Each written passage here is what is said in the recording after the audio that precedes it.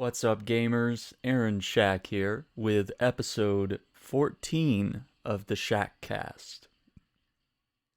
Today's episode, we're going to talk about being a musician, a photographer, a content creator, going on, well, I guess year 2 of YouTube, but previously having 6 years of experience on Twitch. So we're talking about starting year 8 as a content creator, whether that's live streaming, pre-recorded content, etc.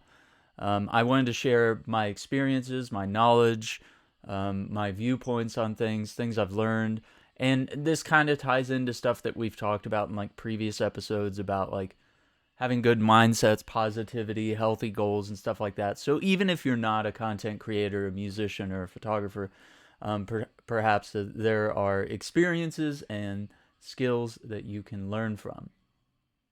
So we'll start at the top here. A musician. I was interested in music all my life. I started off on the piano, took lessons as a kid, later got into playing the trumpet in, middle school, high school. Then, as I graduated high school, one of my graduation gifts was a guitar, which I'd wanted for so long. But it was like a thing where it was like, well, we don't want to get you one, then like have you quit playing it like a week later. It's a big financial investment. So they took a gamble on me, and then eventually, through all the woes of college, I went to DeVry for a little bit, wanted to get a degree in game development, and that school ended up being kind of a fraud and a lot of issues with that. And I luckily decided to no longer pursue that after one semester, because I didn't find that they were actually teaching. It was mostly prodigies were already there. They weren't really teaching anything. So then is when I fell into a great community college here in Texas, and a lot of incredible guitar players mentored me and helped me find my feet in blues, jazz, and rock. And then I later, as my schooling went on, started dabbling in like, singing, songwriting, and so I ended up with 2 degrees in guitar and vocals, in commercial music. Those are associate's degrees. Then sometime in about, I kind of estimate like, I think it was like Christmas 2014. I was playing the Christmas service at my church with my brother, and they had asked him because he was a piano player, but he didn't really want to be like the music director or whatever, because the previous organist had retired. And I was playing guitar, and then, shortly after that, they were like, hey, would you like to stay on and keep playing? And then, eventually I had to negotiate pay because they really lowballed me. They really wanted to pay me like $50 for like a Sunday mass, like just that. Even with all my degrees, my experience, being I'm not like a jazz prodigy, but I mean, I'm like very skilled in music that is way more complicated than your typical cowboy chord worship music, that's often, pretty simple here. So I had to negotiate really well, and I told them what my friends were being paid, and they definitely didn't want to pay what they were getting, because I mean, they were getting several thousand a month, at potentially bigger churches with more money to throw around, whereas the Catholic Church, despite being the richest church in the world, um, just doesn't really throw much money towards musicians. Um, so the struggles of being a musician, it's there's always this portrayal of like the starving artist, but I'm so far from that, and I'm so proud of that, because some of the first things I did, uh, even before I got the church job, was like I just went to local businesses and different cities locally, and just kind of said like, hey, do you want live music here, and like, are you willing to pay? Is there like some wage that we could meet at? Can I put out a tip jar at the very least?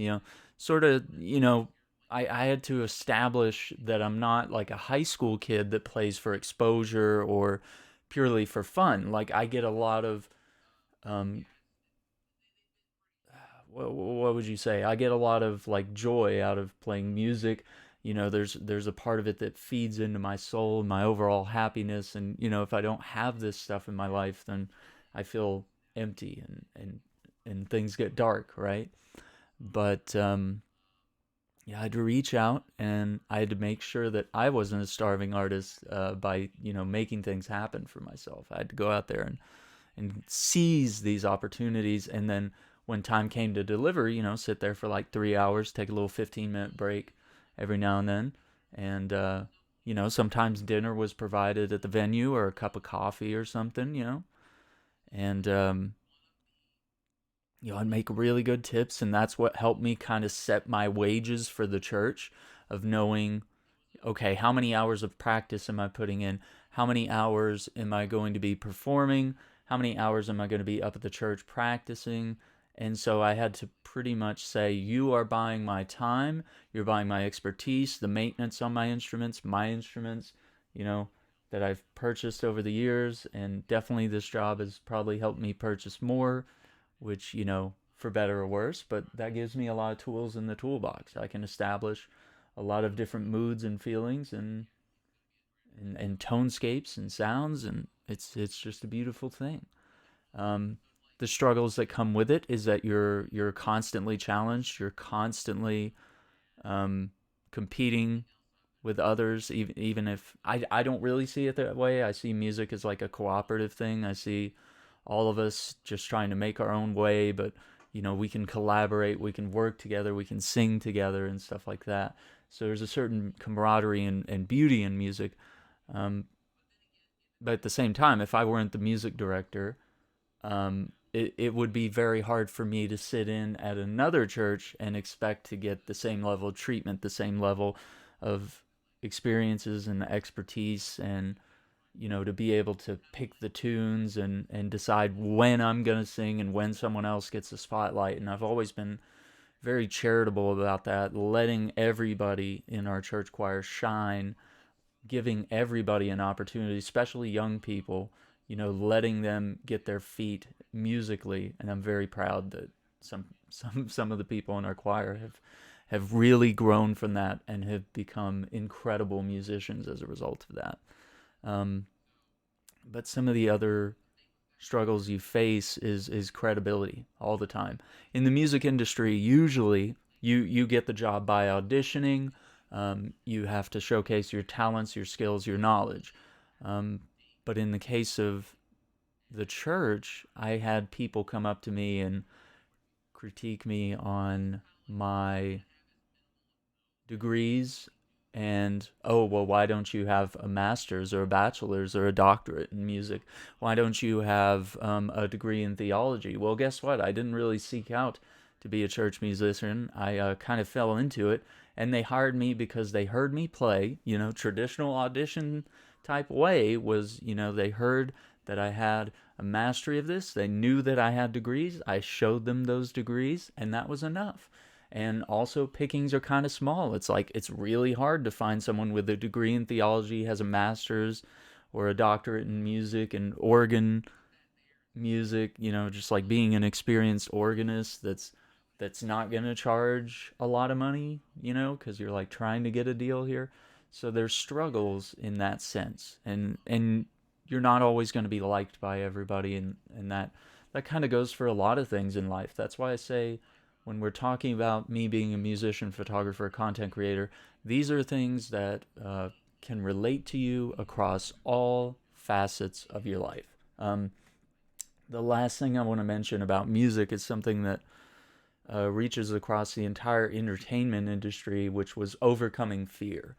Um, when I was starting in college to play guitar and like sing in front of people and stuff, there were times where I like froze up, forgot the words, forgot the melody. If I was playing it on guitar, like forgot the melody, like lost my place, couldn't breathe, just felt like I had all this air in, couldn't let it out, and so overcoming fear was a big thing. But the good thing is that the school I went to, and even the church was a place where, I wasn't like messing up a lot, but I mean, the school was the place to fail. The church was the place to was where I was really learning to sing and play guitar at the same time. I had already gotten my degrees, but I was really struggling doing both at the same time. I thought, man, I'm never going to get there. So I just started by just playing guitar. And eventually, like I knew the song so well because I've listened to them my entire life. And then I just started gradually singing along. And then I kind of figured out that I could make the chord progressions a little more interesting each time, introduce finger picking, whatever it may be. And I gradually overcame those fears and those struggles. And now you throw me in front of a crowd of a couple hundred people, not a big deal. I've played big banquets. I've played at schools. I've played at cafeterias, luncheons. I've played in like a field for like a bunch of people, like movie night type stuff in the park. I've played in so many various locations, and it's been a great experience. And of course, I've been playing at church for like the past, maybe 6 years now. So I mean, I'm used to playing in front of a crowd, and I, if the nerves come, I know how to beat them now. I know how to take that fear, harness it, and use it for emotive and creative energy. So we'll move on now, because I think that's pretty elaborative of the music stuff without getting into like gossip and nitty gritty stuff. But my sort of path in the future now is going to be really pushing a lot of the singer-songwriter stuff and finally pursuing who I am, and following the blues and jazz and rock influences that I have, and using the worship thing as a springboard into, well, you know me as this, but do you really know me? So as a photographer, I took up photography. I mean, I've been doing it all my life. I always had like a little Kodak, like winded up, a little disposable camera, and my parents would give me their old like film cameras to play with, and sometimes I had film for them and sometimes I didn't. So sometimes I was a make-believe photographer, always framing the shots. And Pokemon Snap came out when I was a kid on the N64, and I spent a lot of time like learning about like wildlife and framing shots and scenic photography. And so eventually in 2016 was when I got my first DSLR camera. I had all sorts of cameras before then, but I didn't really have like $500 to like spend on a DSLR camera at the time. So I got a Canon Rebel T5, and just maybe a year or two ago was when I got the Canon 6D Mark II, which is the first like full frame camera that I got. And then over the years I've collected lenses and stuff, but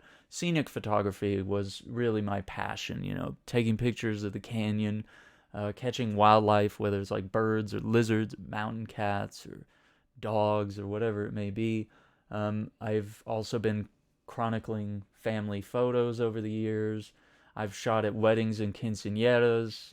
It's been a good way to make money, despite my reluctance. I just, when I look at photography of people, you have to be very patient. You have to, look at the birdie, you have to get them to focus on you so that you get a good photo. There's a lot of it's just like babysitting, I feel, is what it feels like to me, and that's why I've tried to avoid it as much as possible. But there is income to be made there, and I learned a lot about that, and I've learned that budgeting things and knowing when to upgrade when it comes to camera equipment. Over the years, I just realized that the T5 got me a lot of places, and then when I upgraded to the 6D Mark II, I was just like, this is gonna take the quality of my photography, this is gonna press all my knowledge and skills, and I'm gonna have to really live up to it, because now, the 6D Mark II was like $1,000 camera, and I think I got like a bunch of stuff with it too, like lenses and chargers and just weird little accessories and stuff. And I bought like mics for the camera. I've bought like long range 500 to 1,000 lenses. I bought adapters for stuff, and some lenses, ended up being like a really good purchase that was like well researched, and then like others at first I was like, oh, I might have wasted my money because I don't really understand how to utilize this in manual mode. But over the years I've learned things, tricks and tools of the trade, watched YouTube videos, and got where I am today. And we'll talk more about cameras in regards to live streaming here in a moment. The last thing I want to mention is that I do Photoshop, Adobe Photoshop's photographer bundle, which is like, it's like 10 gigs of cloud storage space. You get the latest Light Shot and Photoshop, which I'm currently on Photoshop 2022, or Lightroom and Photoshop. Got them right. But yeah, those apps have been very helpful, especially in creating thumbnails, and I'm paying about $10 a month to Adobe for that, rather than paying $500 to like own the software, but then like upgrades or the next year update comes out, and then you gotta spend another $500. So this allows me to be like a continuous member of the community and sync all my photos. I can access my photo library on my phone. I can, use my camera to like shoot stuff through Wi-Fi, which is what the 6D has and the T6 doesn't, or T5 doesn't. Is that it does have a Wi-Fi and GPS functionality, and so I can like shoot photos to my phone, edit them there if I need to, or I can, get them onto the computer, and then once they're in the Adobe Photoshop like universe, they're all in that cloud area, and I can access all my photos from anywhere. So I just have to say, those are things that are beneficial. I know there's free apps out there and cheaper alternatives maybe, but these are the ones that I think like really raise the bar and put me on a level where I'm a professional. Now, I also picked up one of these. This is a HUION. I don't know how to say it, but it's a tablet. It's got buttons. It's got keys. It's got a little pen. And so this allows me to do like cuts and edits and coloring and all sorts of art type stuff with Photoshop, stuff I wasn't able to do before. But this was like $50 or $60, and I caught it on sale, and it was very helpful to me. Now, getting on to content creation. I was on Twitch for 6 years. I learned a lot about live streaming. I learned a lot about relationships, collaborations, and stuff like that. I've, experienced good and bad.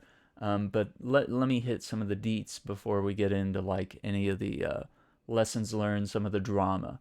But I learned a lot about copyright stuff, of course, which came in handy when I started on YouTube, because YouTube is very serious about copyright stuff. If you're going to be using someone else's videos or music or something like that, you either have to have the rights for it, or your video is no longer monetized, and they make sure that that money goes to the creator, which as a musician, I have to respect that. I think that's really cool. But on Twitch, they really didn't have any sort of enforcement until they really came in with the DMCA stuff. And all of a sudden, everybody was like, oh, we can't be playing Taylor Swift's music for hours on end, or whatever it may be. She's going to expect some sort of like money, as any working musician does. So I learned about that. I learned about a lot about like just like raising money, whether it was for charity streams, or whether I was trying to get like new gear, trying to get like a new camera, new mic, mixer, stream deck, any of this stuff. A lot of this stuff was funded by the community over the years, and it took a long time, and I never rushed in and bought anything like before I deserved it. I have 3 monitors now. I built a gaming PC a couple years ago. I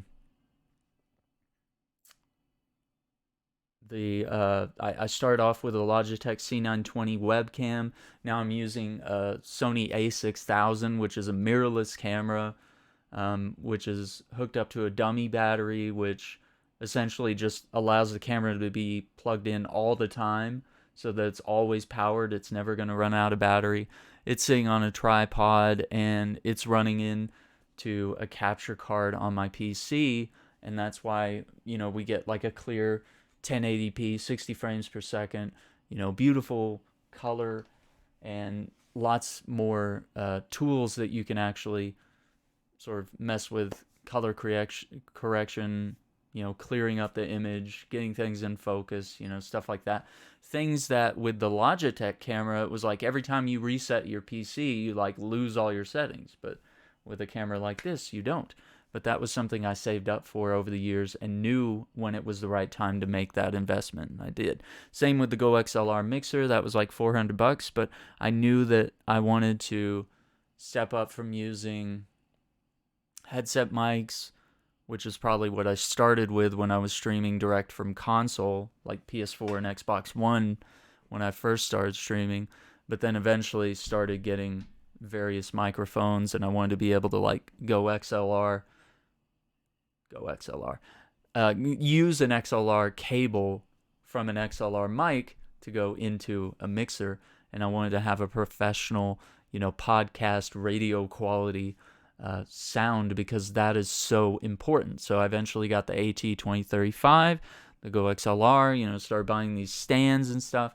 And then over the years, I had like various like green sheets hanging on frames. Then I had like a fold-up one that was like a fabric thing. Then eventually I got this Elgato one, which can be raised and lowered and stored, and it was expensive, but the green screen has become central to streaming gameplay on Twitch. And then, of course, always having the latest game consoles, having to buy new monitors over the years, the vertical monitor mount, eventually upgrading the lights. I bought these like fluorescent lights on the floor, or they're LED, but they look like fluorescent lights, like they're kind of like a bar, and they're short little bars, and they were like $10 a piece, and they're used to light up the background behind my chair so that my shadows don't cast onto the screen, and then you would literally see like shadows behind me like flickering and pixelating, so that would be really bad. Then I spent like $90 on these like massive lighting setup from Amazon, softbox lighting, and that's what made the room very hot. So eventually, I used those for a couple years, got these Elgato, 2 of them. These are the Keylight Airs. These are the small ones that just sit on your desk, and they are great. For being the cheaper model, I think they're very approachable and really good to use. And I've gone through different headsets and controllers over the years, but gear-wise, just knowing not to just like buy everything right out the gate, or like realizing that the $200 mic here will make me sound every bit as good as the guy that buys the $500 or $1,000 mic, right? Because we often look at what the big streamers are doing, we idolize what they're doing, we think we gotta have the racing chair, which I spent $400 on a racing chair, which I now got rid of because it was uncomfortable. It ultimately just was not a good chair to begin with, and so now I've settled with this ergonomic office chair that's kind of got a mesh to it, and it was very affordable, very comfortable, still has the neck support that I wanted, still has the armrest, everything else is good, everything's adjustable, and it's comfortable, and it's uncomfortable enough in a sense that I wouldn't want to just like be in here all day. I think I need that, because if you're like in a recliner streaming, like you're like way too relaxed, you could fall asleep, you have to remember that you have a life out there to go live as well. And so I believe that there's a certain amount of like, this is comfortable, it's great, but I don't want to be in this all day. So there's a nice balance there. Let's see. Just one note on not needing expensive gear. I did see a streamer this week using a Guitar Hero mic, just a USB mic, no big deal. She still sounded great. She was awesome. As long as you have a certain level of quality audio, people will watch, even if the video's not great. And the video sometimes people will watch you if you don't even have video, if you're just doing audio and gameplay or something, for example. Like sometimes if you just have really good audio, really good gameplay, that's enough to float the ship. But yeah, just slowly upgrading, starting at the bottom and realizing what you need and when you need it, and not being frivolous. I learned a lot about collaborating, both with friends and streamers, how to manage yourself on a stream, like muting and being able to talk to your stream only so that you're able to like say, hey, thanks for the subscription to the channel, Fred, really appreciate that, without that coming up on their stream. Having that sort of etiquette and professional setup where you can do things like that, where when you are co-streaming with someone, you're able to maintain that professional outlook. I think that's very important. Let me see. Having the fancy scenes, right? Like different starting screens, like be right back scenes, break scenes, maybe you cut to a scene where you do like a comedic bit when you die or something. I had Shia LaBeouf from the Just Do It skit like pop up behind me. Do it! Stuff like that. Just like little memes, different things you can do with the green screen, sound effects, camera angles. If you can have multi cameras, eventually, the Logitech C920s would go on sale like once a year. And so I actually have two of them, and then I have this Sony cam. So like technically I could do a lot with like switching camera angles for drama or to be funny or something like that. So some of the things I learned on Twitch was, I was in a lot of gaming and like streaming communities over the years.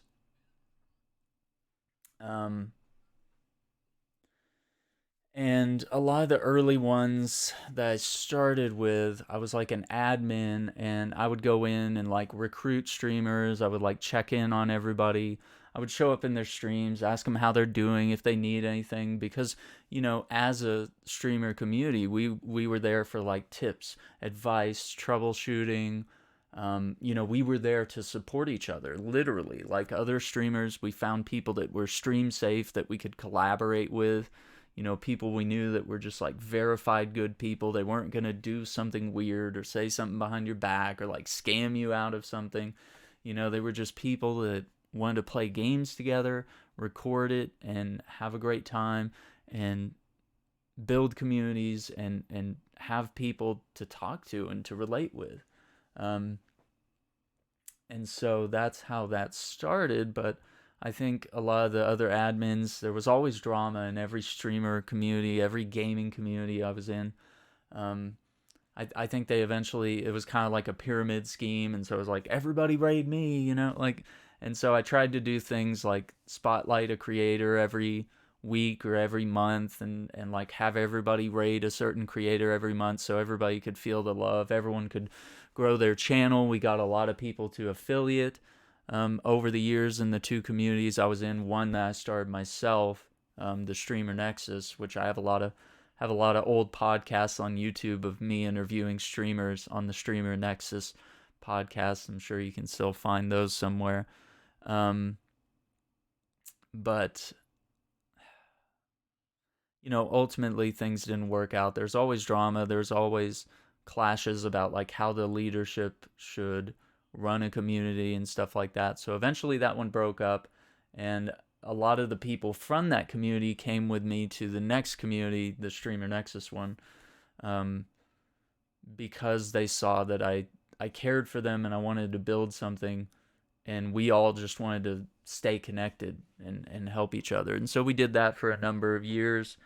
And, we had people come in and out and really wanted to bring the community that I started to like a sort of like a partnership level where it was like a stream team. And ultimately we, had disagreements about, this was my baby that I was making here. And so, we ultimately had disagreements about the community potentially turning toxic or becoming like an esports team or becoming where only the partnered streamers would have all the power, and everyone would just be bowing to them, like hoping they would raid them. And I just foresaw a lot of problems of where the community could go in different directions. And there's always drama in these, and there's always people coming and going, and everyone sort of tends to take stuff like that as like a personal attack. Like if someone hasn't rated you in a week, they might,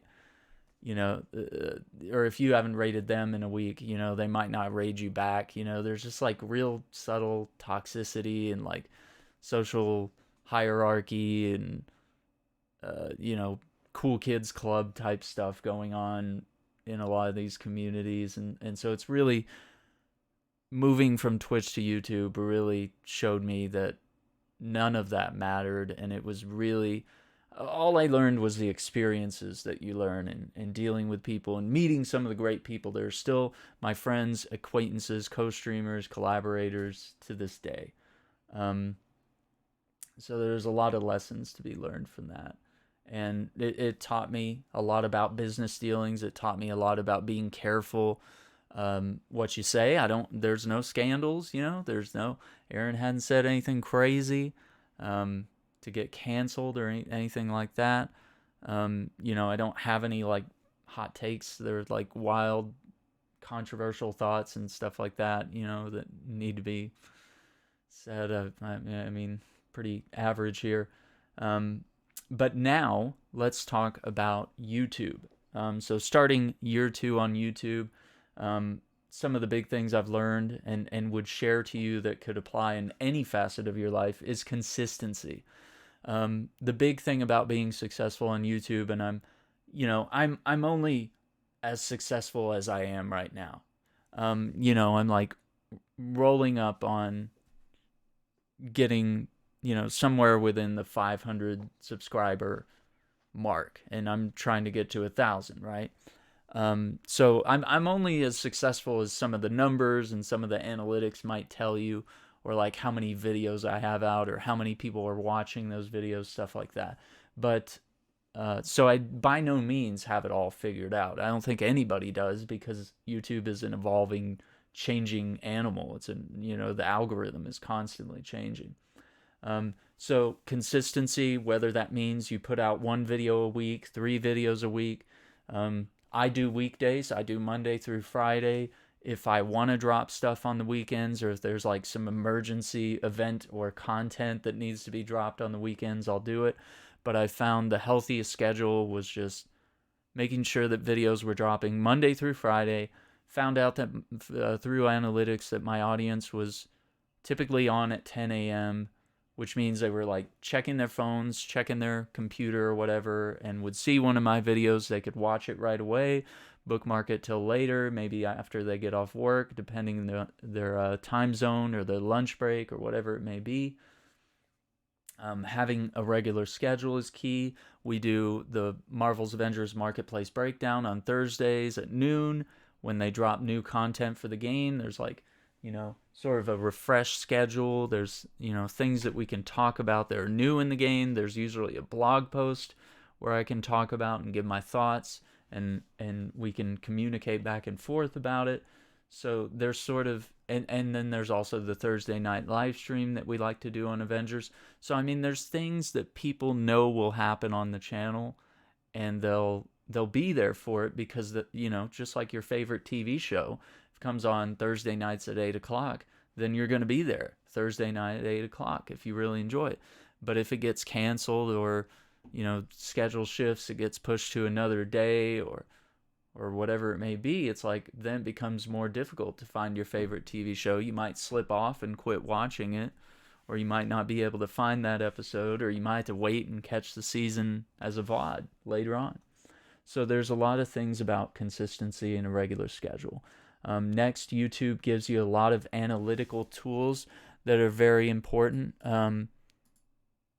Stuff like click-through rate, watch hours, the watch time, the views. You can monitor how your subscribers are growing over time. You can see impressions. You can see what the average view duration is on a video. You can see your audience retention.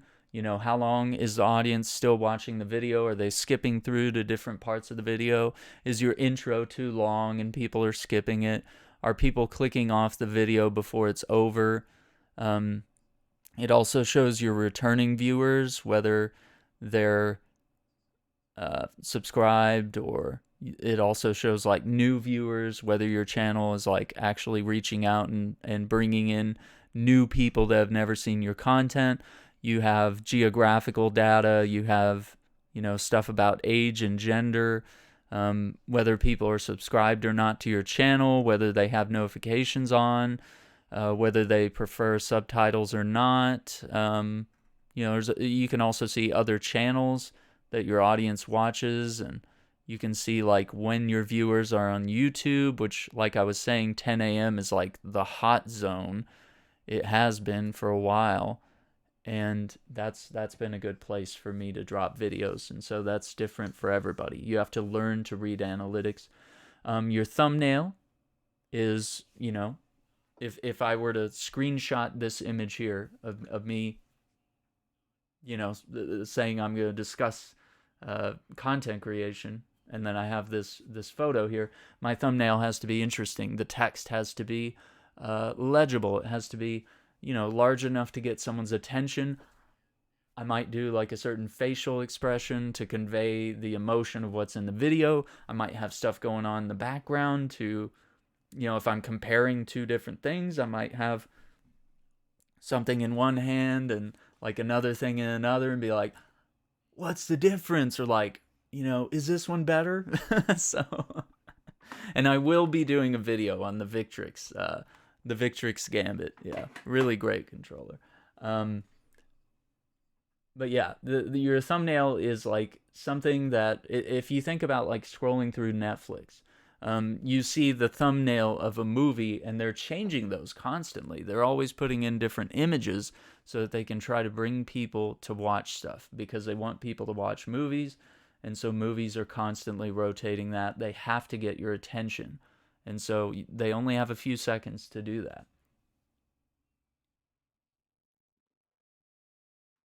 Other things that might seem obvious are your title, description, and tags. These are important in different ways. Your title is the way to convey what your video is about, reach out to people, pull them in with something that's either entertaining or educational or something like that. Your description can have, what I've been doing recently was, not only just having all my links to everything I do, but like linking to the playlist so that you can find more episodes of whatever game or podcast or whatever I'm doing. And then even try to have maybe a description of what I'm doing in the game if I'm playing a game, or like a summary of what the game is if I have like an affiliate link where if you're going to purchase the game, maybe you use my link and then I get a little bit of money from it. I get a portion, a little percentage of that. So, I mean, description can be a lot of things, but you definitely want to use it to reinforce what's in the video. And if there's things, if you want to type out your script for the video, some people do that. Some people like to have extra information available there. Tags are kind of a thing. It's just ways, keywords of helping viewers find your video is all I would say on that. One of the things I did as I was starting my first year on YouTube was reading books about YouTube. I read several books, really good ones, and we can talk about those at a later date. That's like a whole separate thing. But if you're interested, just let me know in the comments down below. But yeah, reading books, becoming knowledgeable about YouTube, and sort of treating it as something, a new skill that I have to learn. Even though I have 6 years of experience from Twitch, that gets me really far. And I was, of course, for the last like maybe 2 or 3 years that I was on Twitch, approximately, I was uploading the VODs immediately after I finished my live streams on Twitch. I was pushing them to YouTube so that they wouldn't just disappear. Because after 14 days, if you don't highlight your videos on Twitch, they disappear permanently.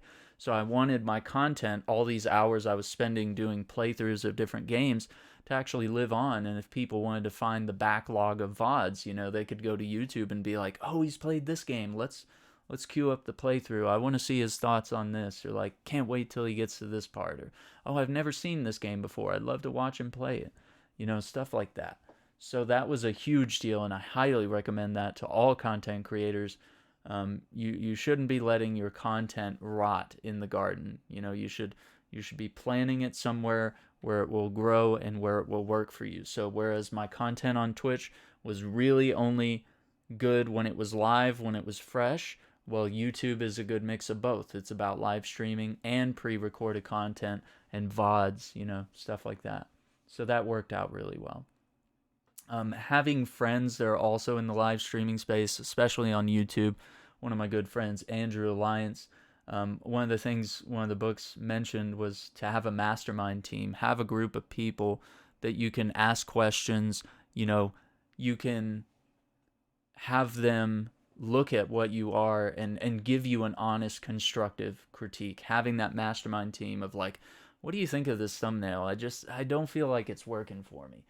Just having that group that you can go back to, and it's almost like a think tank, of just like fellow content creators. It's nice to have other people that are in the same boat as you, and you can go back and forth and share what you've learned. You can share inspirations and goals and stuff like that.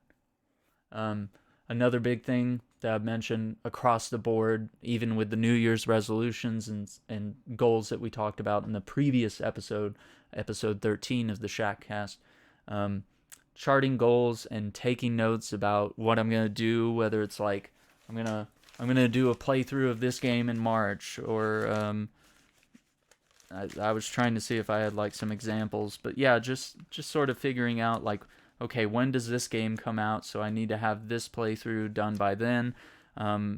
Or just like if I have an idea for a video, I'll just like write down the ideas that I have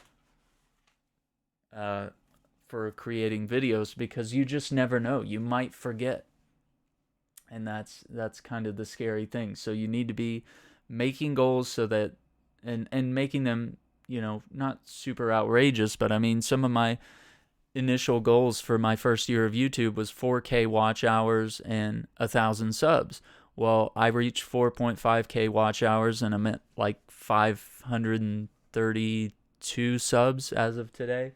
So I mean, I'm not to 1,000 subs yet, but I mean, I'm still very proud of myself that I think I got like 340 something subs just in the past year. So I mean, it was slow growing. It was like one or two a day, and every now and then you'd like lose a sub, or you'd have a day where you didn't gain any new subs, and so you have to sort of craft your plan accordingly, your content. Once again, collaborations are a big important part of YouTube, but I'm taking a lot of the friends that I've met through Twitch and elsewhere, people like Andrew Alliance, people like Brittany TV, our good friend Samiro, that we do our Avengers live streams on Thursdays, and I probably have more. Yeah, we got J Star, we got Lay G, we got we even did some streams with Jasmine Monk not too long ago. Nameless Gabs, one of my mods. We've just lots of people. If I didn't mention you, there's no offense here, but it's there's so many collaborations that I trust these people. We've vetted each other. We've become good friends, acquaintances, collaborators, content creators, wherever the goals may be there. And we've nurtured those relationships over the years, and we've always found fun ways to team up and create good content and always have a lot of fun. And so we always put that first. It's never been about like networking or like how do I get like, how can I get her viewers over to my channel? How can I figure out how to poach her audience? Or like how can I be the winner of this situation? No, it's been like, just be yourself and be cool and have a great time, and who knows? Like, people will go from your channel to theirs and theirs to yours, and they'll support both. When you're not on, they'll watch them. If you're both on, they might watch you both. Like, you never know. I've learned a lot about podcasting over the years. I know we're only 14 episodes in on this, but in the past, I was on the Streamer Nexus podcast. I was interviewing fellow streamers.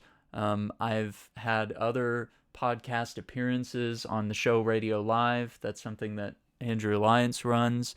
Been very thankful to be a guest on there.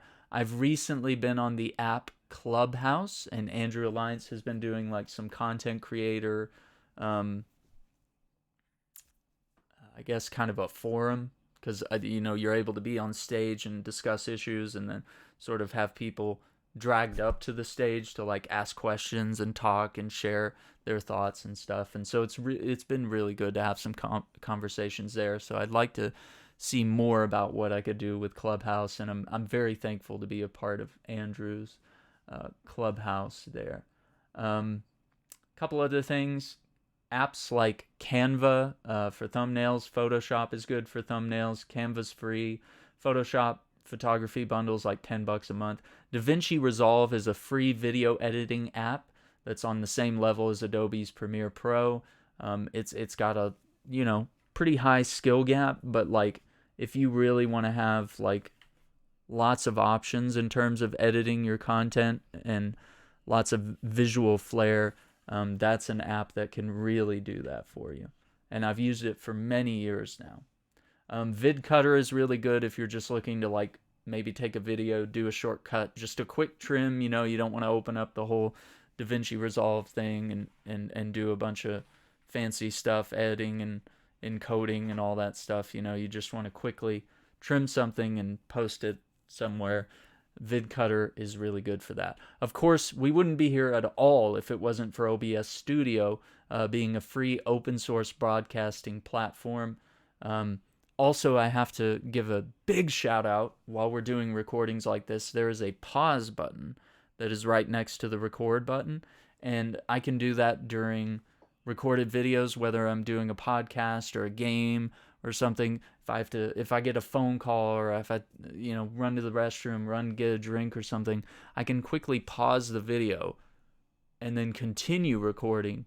And sometimes if I've been called out for work and come back a few hours later, I'll finish the video I was working on. Now, it's probably not advised to leave videos paused for a long time, but just enough that you're able to get what needs to be done. And that's allowed me to sort of reduce the amount of time that I'm editing, because I'm not like editing out be right back screens or just chatting sessions, or having that, I have videos that are clearly focused on gameplay, and then I have videos that are clearly focused on like just chatting, conversations, podcasting, stuff like that. So there's a clear line, and everything stays really slim and trim. And with some of the issues I was having musically and gaming wise, I was having a lot of wrist issues. I was having like what they called overuse, but we're saying it could be carpal tunnel, it could be early onset arthritis, but a lot of it tended to be that I was doing a lot of gaming, a lot of strumming, a lot of typing, a lot of different things, unhealthy position on the mouse, and so I got like gel pads and stuff to rest my wrists on, stuff like that. So that's been very helpful. But those were struggles that I had to overcome. And I think less time editing. There are some videos that you just have to edit. There's stuff that you just have to edit sometimes. But, keeping it to where it's not several hours of me doing something like that has kept my health in check and has allowed me to focus on making really good content. So that is pretty much what it's like being a musician, a photographer, a content creator. 6 years on Twitch, 2 years on YouTube. I think we started up Patreon maybe a year or two. I think we did that like with YouTube, because that was a way I was making $100 or $200 a month from Twitch through subscriptions, bits, donations, and stuff like that. And I threw that all away because I wanted to pursue YouTube, because I saw, that this was a place where I was seeing an audience. I saw people watching my VODs like 2 years ago or more. I saw in like 2020 that it seemed like more people were watching my YouTube than they were watching me live on Twitch. And I was posting so much content. There's over 2,000 videos on my YouTube now. So there's so much content there that there's kind of something for everyone to discover at some point. And so more people were watching that. And I eventually found this audience that I can communicate with here. And I was able to bring over some of the Twitch audience over here. But of course, I had some people, streamers, content creators alike, that completely abandoned me once they saw that I was no longer useful as a raid to them on Twitch, or as someone that would host them on Twitch. Although I'm still present in a lot of people's streams on Twitch, I still like to jump in and watch and support my friends in various ways. But yeah, I saw a lot of people show their true colors and who they really were, but that's fine. It's really just, it's good when people show you who they really are, so you can just kind of cut ties and move on and not waste time with people that are wasting away on you.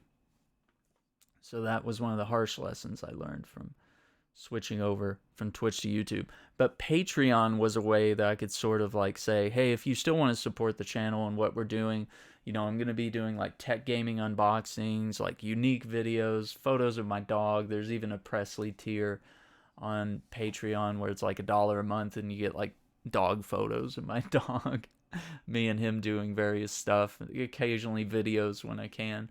And then, of course, the $5 tier has been sort of like the unboxings and the gaming stuff, the unique behind the scenes of the stream, or like getting access to certain videos early. But then the pandemic hit and unboxings became difficult because it was like there wasn't a lot of tech stuff, not a lot of new games. Kind of slowed down on buying collector's editions and buying a bunch of dumb statues to just take up space and be cheap plastic, So the Patreon has been a really good way to continue supporting this whole content creation thing that I've been pursuing. But I think we've run really good on this episode. I think we've hit all the talking points I wanted to hit. But if you have any questions, leave them in the YouTube comments down below. If you're listening on Spotify or Apple Podcasts, I want to thank you for listening in. If you like a visual experience, you can check us out on YouTube, where I'm also dropping the Shackcast episodes if you like to see who's talking. But definitely support us here. Like the videos, subscribe to the channel, ring the notification bell so you don't miss a single episode of the Shackcast, any of our live streams or other videos. And thank you for being here, and we will see you next week for episode 15. Thank you for watching and listening. Bye.